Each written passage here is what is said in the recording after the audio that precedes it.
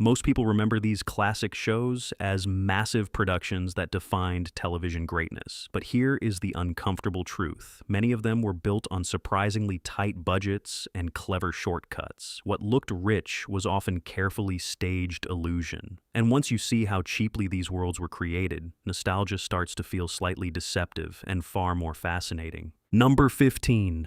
Gilligan's Island, 1964.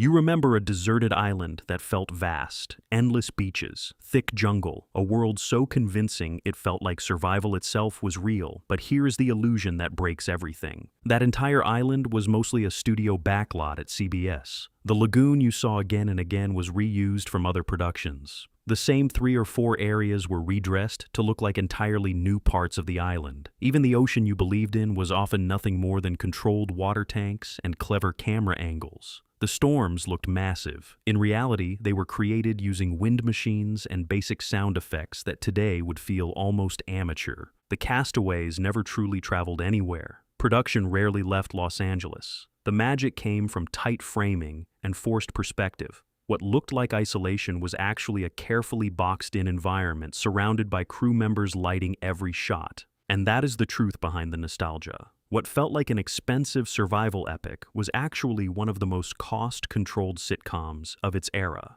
The illusion worked because audiences filled in the gaps with imagination. Once you see it this way, that island never feels the same again. Number 14. The Brady Bunch, 1969.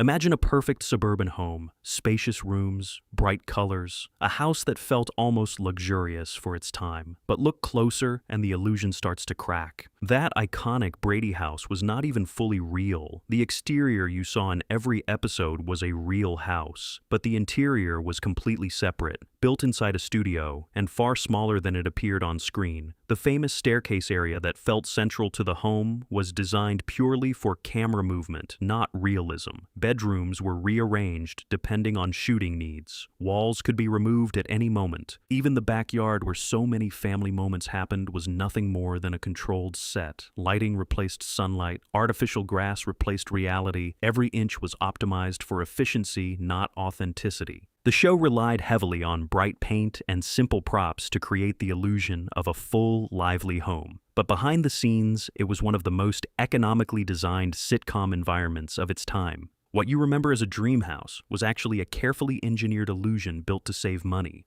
Number 13, The Honeymooners, 1955. You think of a gritty apartment in Brooklyn, a world that felt raw and authentic.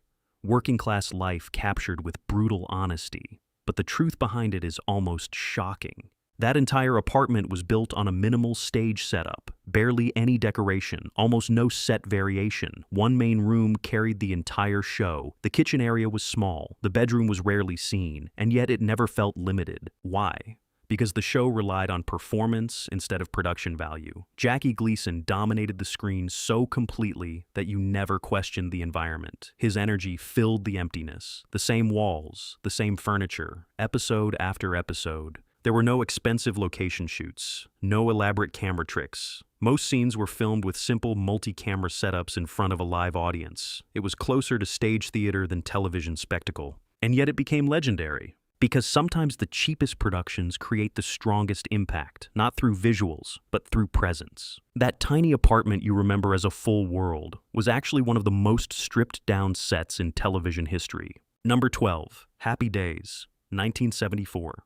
You must have memories of glowing diners, classic cars, a version of America that felt rich with nostalgia and detail. It looked polished, it looked expansive, but the truth is far less glamorous. Most of Happy Days lived inside just a handful of sets. Arnold's Drive-In, which felt like a busy social hub, was a tightly controlled studio environment. The same booths, the same counter, the same angles repeated again and again. Even the Cunningham house, which felt warm and full of life, was built with removable walls so cameras could squeeze into tight spaces. Those outdoor scenes that suggested a wider world were rarely real. backlots, painted skies, carefully lit evenings that never changed. What felt like a living, breathing 1950s America was actually a loop of controlled environments designed for maximum reuse. Even the cars that defined the show were used strategically, close shots, limited movement, just enough to sell the fantasy without increasing cost. What made it work was tone, not scale. The charm, the characters,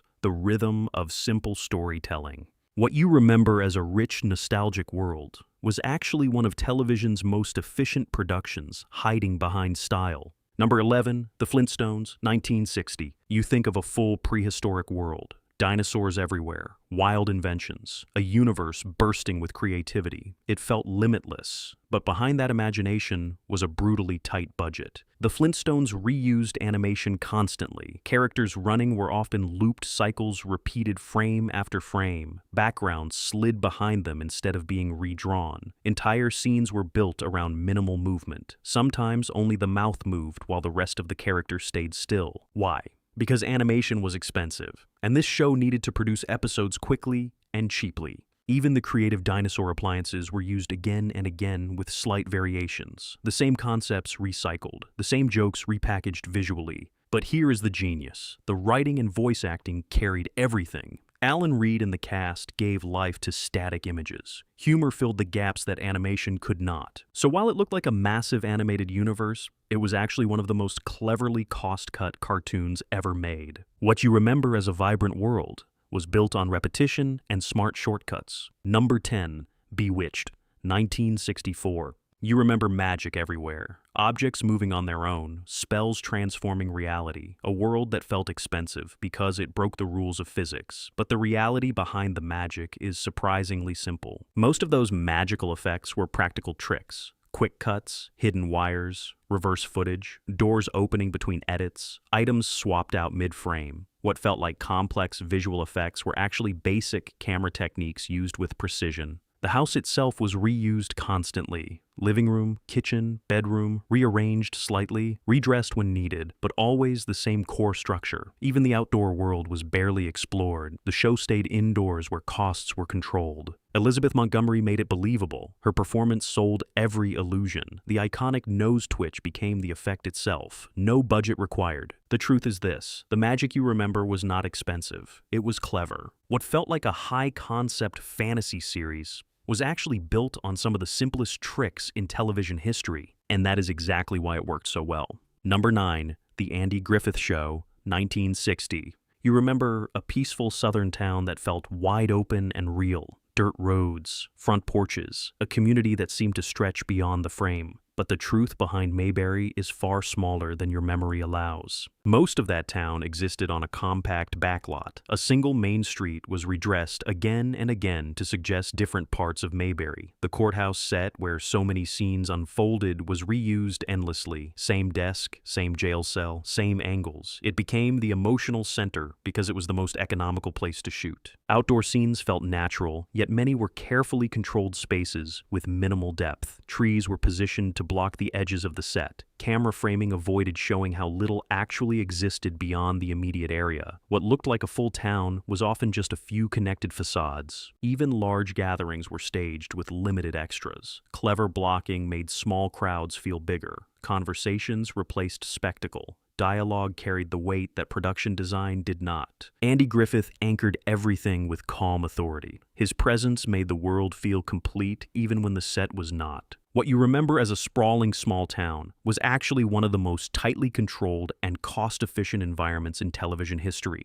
Number 8, Star Trek, 1966. You feel a vast universe, strange planets, advanced technology, a future that felt ambitious and limitless. But the truth behind that universe is a masterclass in budget survival. The USS Enterprise looked massive, yet most of it was a handful of standing sets. The bridge, engineering, a few corridors, redressed repeatedly to appear as new locations. Even alien worlds were often the same rocky terrain reused with different lighting and costumes. Special effects that felt groundbreaking were actually constrained by cost. Miniature models stood in for starships. Transporter effects relied on simple light overlays and editing tricks. Explosions were suggested through sound and performance, rather than spectacle. Entire episodes were built around dialogue to avoid expensive action sequences. Scripts leaned into philosophy because ideas were cheaper than visuals. What looked like ambition was often necessity. William Shatner and the cast sold the illusion completely. Their performances made cardboard sets feel like cutting-edge technology. What you remember as an expensive sci-fi epic was actually one of television's most resourceful productions built on limitation.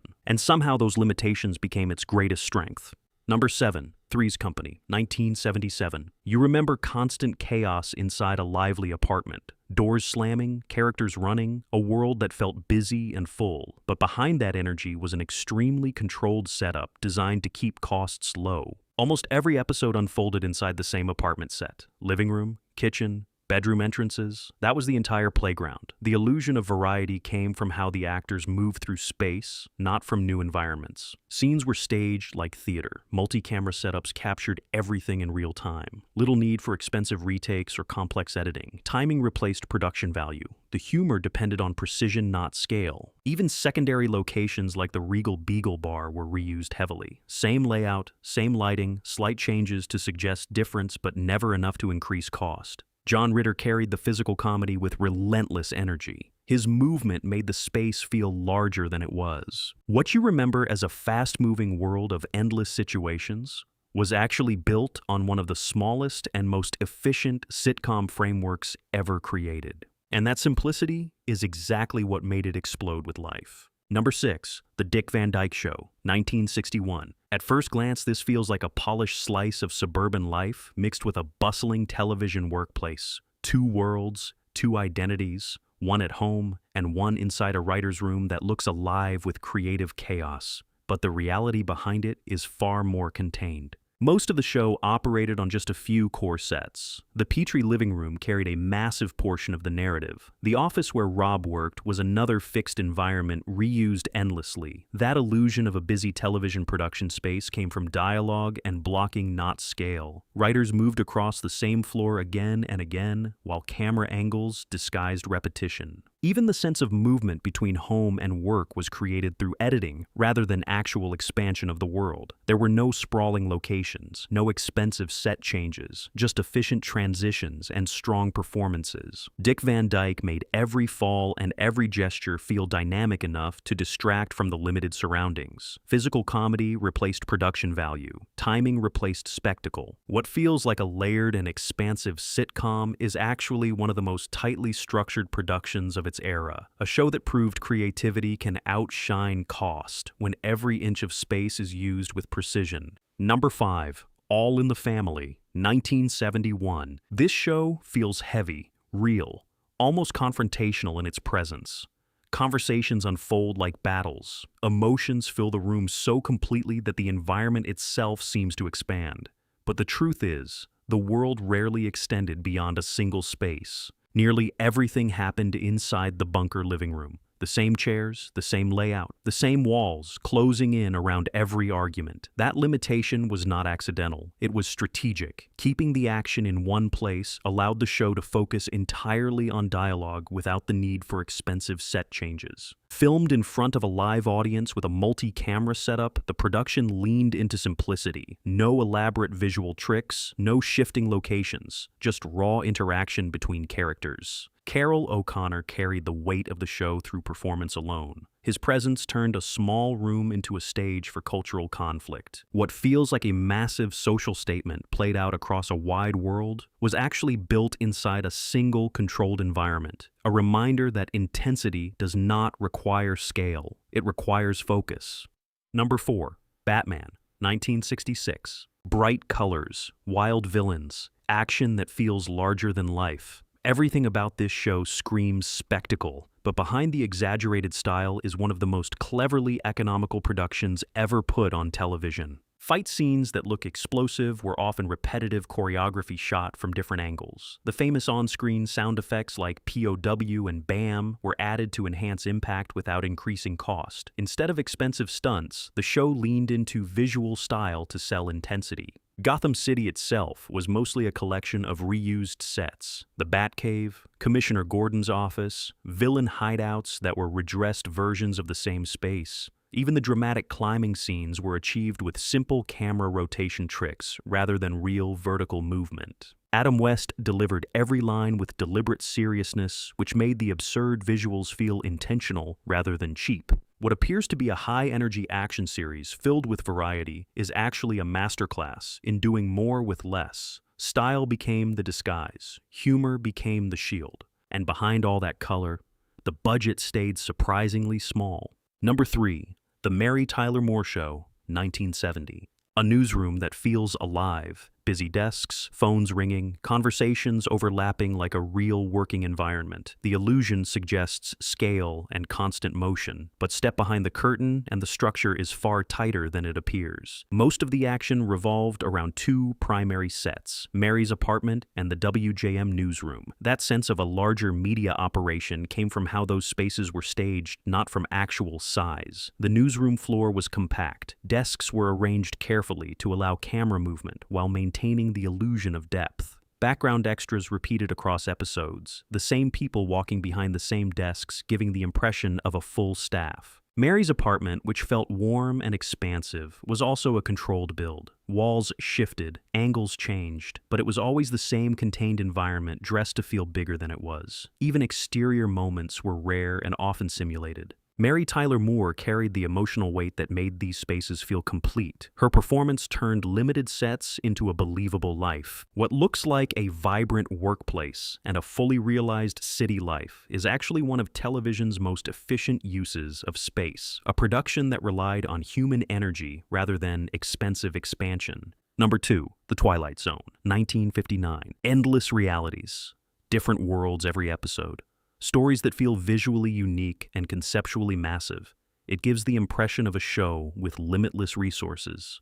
But the truth is built on constraint. Many episodes reused the same standing sets with minimal alteration. A street could become a different town. A room could become a new reality with slight changes in lighting and props. The black and white format itself became a cost-saving advantage. It allowed imperfections to disappear. It made simple sets feel more atmospheric than they actually were. Special effects were minimal. Suggestion replaced spectacle. Shadows did the work that expensive visuals could not. Sound design filled gaps where visuals were limited. Entire worlds were created through narration and performance rather than production scale. Rod Serling guided viewers into these worlds with words that expanded the imagination far beyond what was physically shown. What feels like a limitless anthology is actually one of the most resourceful productions ever made, a show that proved ideas are cheaper than visuals and often far more powerful. Number 1, I Love Lucy, 1951. This feels like a fully lived life. Apartments, clubs, city streets, a world that seems to stretch far beyond the frame. But the reality behind it is surprisingly contained. Most episodes were built around a few recurring sets. Lucy and Ricky's apartment carried the core of the show.